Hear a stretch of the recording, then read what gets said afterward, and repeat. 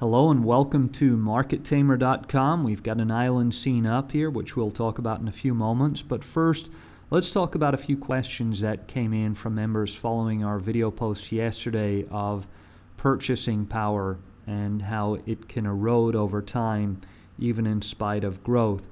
One of the questions related to the post yesterday was concerning the stock market itself and the earnings of S&P 500 companies.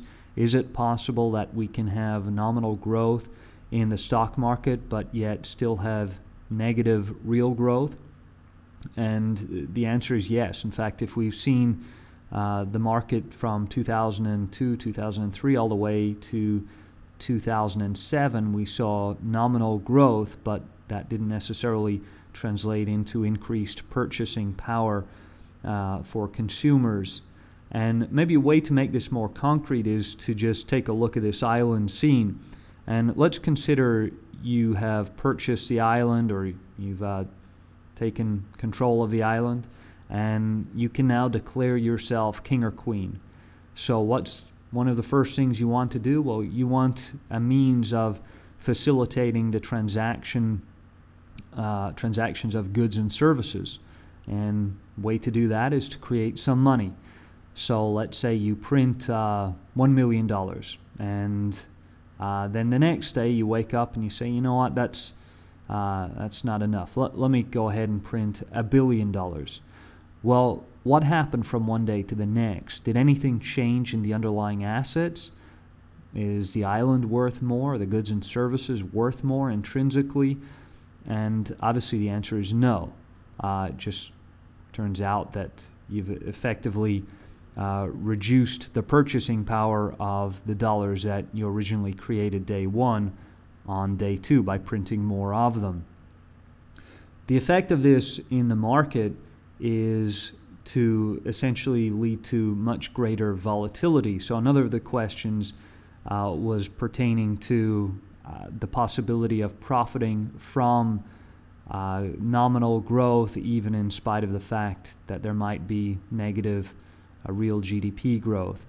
Can we do that? Of course we can do that. In fact, as we've seen, when there are excesses of money printed, we find that there is increased volatility in the market, and that's where options become incredibly powerful and useful. Obviously, we know that options allow us leverage, and we can profit from the volatility. Strategies such as straddles, strangles, ratio put back spreads, ratio call back spreads, all sorts of strategies can profit from the volatility in the market. We can also profit from heightened implied volatility through the sale of options. For example, their credit spreads, iron condors, iron butterflies, and the like can benefit from extremes in volatility. We've seen already in classes that there are phenomena such as volatility skews, implied volatility smiles, which means that some of the wider strike options have heightened volatility levels. That allows us take advantage of those through some of those credit spreads. So there's a range of different strategies that can allow us profit.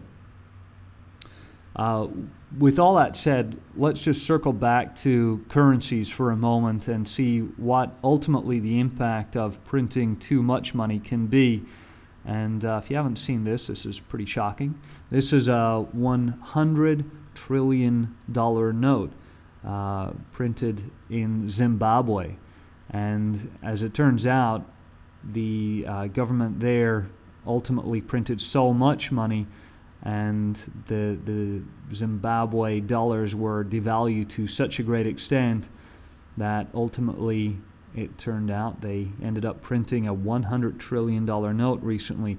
So essentially what it does is it impacts and punishes savers. Those that save cash get punished in the market. If you have assets and more money is printed, those assets tend to rise commensurate with the reduction. But if you are a cash saver, it tends to impact you. So we can talk more about this in classes. We'd certainly welcome you to jump in and ask us questions. Look forward to seeing you there.